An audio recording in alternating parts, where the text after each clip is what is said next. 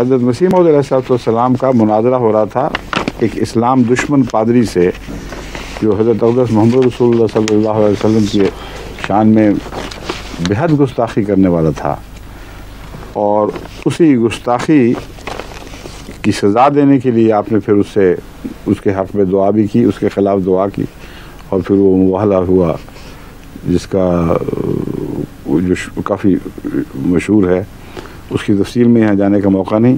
یہ مناظرہ اس سے پہلے ہوا تھا جب اس نے حق سے بار بار بھاگنے کی کوشش کی اور مولویانہ طریقے اختیار کیے، تو اس پر حضرت مسیح موعود علیہ السلام نے اس کو کہا کہ تم پھر اگر دلائل سے نہیں مانتے تو پھر خدا کی عدالت میں تمہارے خلاف مقدمہ کرتا ہوں۔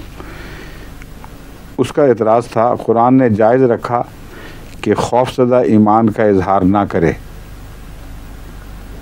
یہ اس کا اعتراض تھا کہ دیکھ لو تم لوگ تو منافقت کی تعلیم دینے والے ہو، قرآن نے جائز رکھا کہ خوف زدہ ایمان کا اظہار نہ کرے۔ اس ضمن میں آپ نے ایک یہ آیت پیش فرمائی، اگر قرآن کی یہی تعلیم ہے تو پھر اسی قرآن میں یہ حکم کیوں ہے؟ وَجَاهَدُوا فِي سَبِيلِ اللَّهِ بِأَمْوَالِهِمْ وَأَنفُسِهِمْ، اور كَأَنَّهُمْ بُنْيَانٌ مَرْصُوصٌ، اور یہ کہ وَلَا يَخْشَوْنَ أَحَدًا إِلَّا اللَّهَ۔ اصل بات یہ ہے کہ ایمانداروں کے مراتب ہوتے ہیں، جیسا کہ اللہ تعالیٰ نے فرمایا ہے مِنْهُمْ ظَالِمٌ لِنَفْسِهِ وَمِنْهُمْ مُقْتَصِدٌ وَمِنْهُمْ سَابِقٌ بِالْخَيْرَاتِ، یعنی بعض مسلمانوں میں سے ایسے ہیں جن پر نفسانی جذبات غالب ہیں اور بعض درمیانی حالت کے ہیں، اور بعض درمیانی حالت کے ہیں، اور بعض وہ ہیں کہ انتہائی کمالات ایمانیہ تک پہنچ گئے ہیں۔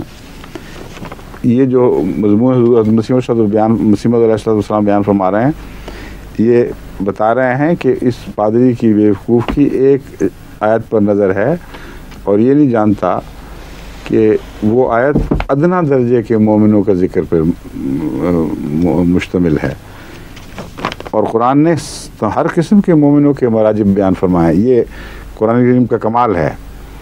تو یہ بحث ہے جس پر مولوی صاحب نے چھرا کھونپنے کی کوشش کی ہے۔ جب بھی حضرت مسیح موعود علیہ السلام کے غیروں سے مناظرے ہوئے ہیں، یہ مولوی لوگ پیچھے سے اپنے چھرے لے کر پیچھے پڑتے رہے ہیں کہ اب ذرا پیچھے سے فرصت مل جائے گی ہمیں، اب پشت سے حملہ کر دو، اور ضرور کرتے ہیں۔ پھر کوئی خدا کا خوف نہیں کرتے کہ ایک مجاہد ہے جو خدا اور رسول کی عزت اور غیرت کے لیے لڑ رہا ہے، اپنا تن من جھونک دیا ہے، انگریز عیسائی حکومت ہے، اس کے پالے پوسے پادری ہیں جو ان کے لاڈلے، ان پر وہ جرأت کے ساتھ حملے کرتا ہے۔ خدا کا خوف رکھنے والے اس وقت بھی مولوی ایسے تھے جنہوں نے ساتھ دیا ہے، پشت پناہی کی، ان معنوں میں کی کہ کہا ٹھیک ہے۔ ایسے بزرگ تھے جیسے کہ حضرت بابا چاچا شریف والے، انہوں نے کہا یہ جھوٹ بولتے ہیں، میں اس آتم کی لاش کو سامنے دیکھ رہا ہوں۔ اور بہت حضرت مسیح موعود علیہ السلام کے حق میں انہوں نے تحسین کے کلمات بھی کہے، دعائیں دیں۔ یہ جو مولوی کا طبقہ ہے یہ اس وقت بھی کچھ تھا، آج بھی، آج تو زیادہ ہی ہو گیا کچھ مصیبت۔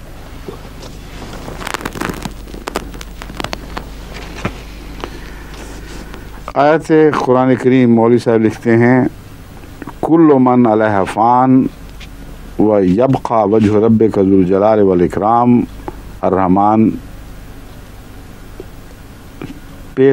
پارہ 27۔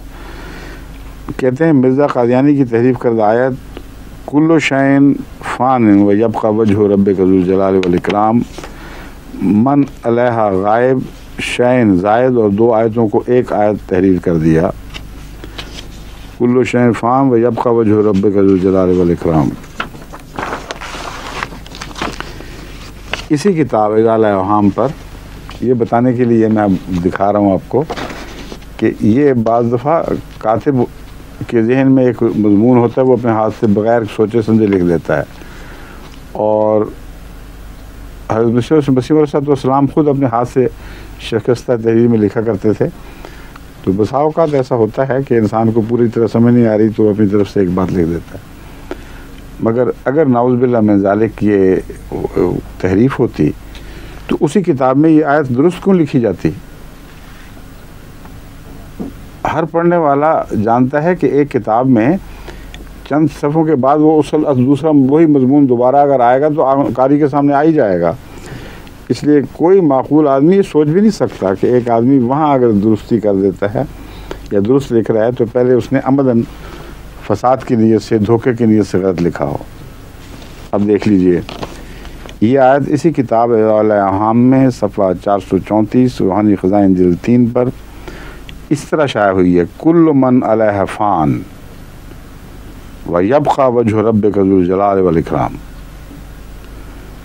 اسی طرح حضرت مرزا صاحب نے اپنی یہی آیت کتاب اپنی کتب چشمہ معرفت، اسلامی اصول کی فلسفی، صد بچن میں بھی تحریر فرمائی ہے اور درست الفاظ میں تحریر فرمائی ہے.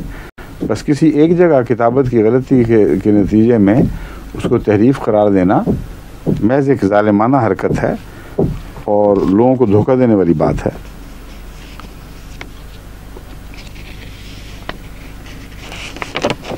جہاں تک اس بات کا تعلق ہے کہ 2 آیتوں کے درمیان وقفہ نہیں ڈالا گیا ہے اور ایک تسلسل میں لکھ دی گئی ہیں، تو یہ حضرت اقدس محمد مصطفیٰ صلی اللہ علیہ وآلہ وسلم کی سنت سے ثابت ہے کہ آپ قرآن کریم کی بعض آیات کو دعا کے طور پر استعمال فرماتے تھے یا کسی خاص مقصد کے لیے. تو نہ صرف یہ کہ 2 آیتوں کو ایک طرح اکٹھا لکھ دیتے تھے بلکہ مختلف جگہوں کی آیتوں کو بھی اکٹھا لکھ دیا کرتے تھے. تو یہ مولوی کس مدرسے کے پلے ہوئے کچھ سمجھ ہی نہیں آ رہی، سنت پر ہی نظر نہیں ہے. یہ دیکھ ہی نہیں رہے کہ حضرت محمد رسول اللہ صلی اللہ علیہ وسلم کا ایک ثابت شدہ طریق ہے. کہیں اگر گستاخی کا کلمہ منہ سے نکالیں گے تو یہ گستاخی ان پر سزا بن کے وارد ہوگی، کیونکہ حضرت اقدس محمد رسول اللہ کی ذات تک جا کر یہ بات پہنچتی ہے. اب میں آپ کو مثال دیتا ہوں. حضرت علی نے روایت فرمائی ہے اور امام ترمذی نے اپنی جامع ترمذی میں کتاب الدعوات میں یہ بات درج کی ہے. یعنی صحیح ستہ کی ترمذی کتاب میں حضرت علی کی روایت درج ہے: ان علی ابن ابی طالب ان رسول اللہ صلی اللہ علیہ وسلم کان اذا قام فی الصلاۃ قال وجہت وجہی للذی فطر السماوات والارض حنیفا مسلما وما انا من المشرکین ان صلاتی و نسکی و محیای و مماتی للہ رب العالمین لا شریک لہ وبذالک امرت وانا من المسلمین. یہ ترمذی کی کتاب اٹھا کر دیکھ لیں، جزء 5 ابواب الدعوات، باب ما جاء فی الدعاء عنہ افتتاح الصلاۃ باللیل. آگے ہے الطب الثانیہ، دارالفکر المطبع و نشر بیروت. اس میں 3 آیات ہیں جو جوڑی ہوئی ہیں. پہلی سورہ انعام کی 80 نمبر کی آیت ہے، دوسری اسی سورت کی 163 نمبر آیت ہے اور 164 نہیں معاف کرنا، یہ دوسری 2 آیتیں دوسری جگہ سے لی ہوئی ہیں. پہلی آیت ہے سورہ انعام کی آیت 80.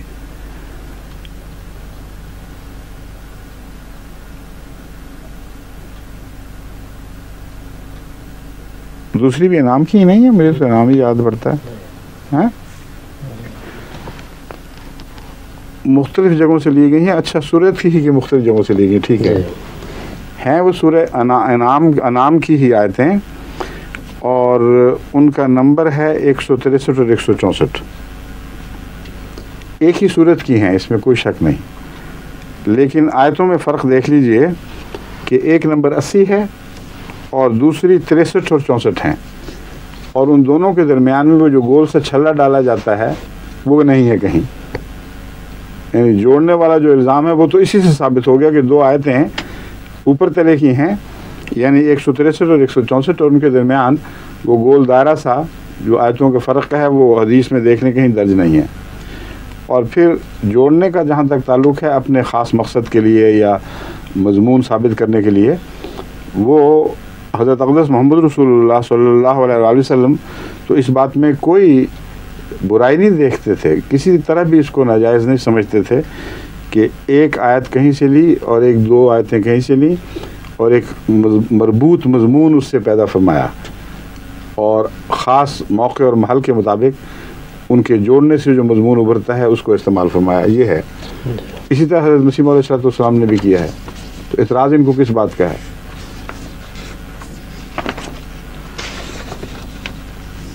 اب دیکھ لیں ازالہ عام پر یہ اعتراض تھا نا ان کا کل من والا. اب میں آپ کو دکھاتا ہوں اسی ازالہ عام کے 159 پر کل من علیہ فان ویبقی وجہ ربک ذو الجلال والاکرام کس طرح نمایاں طور پر لکھا ہوا موجود ہے.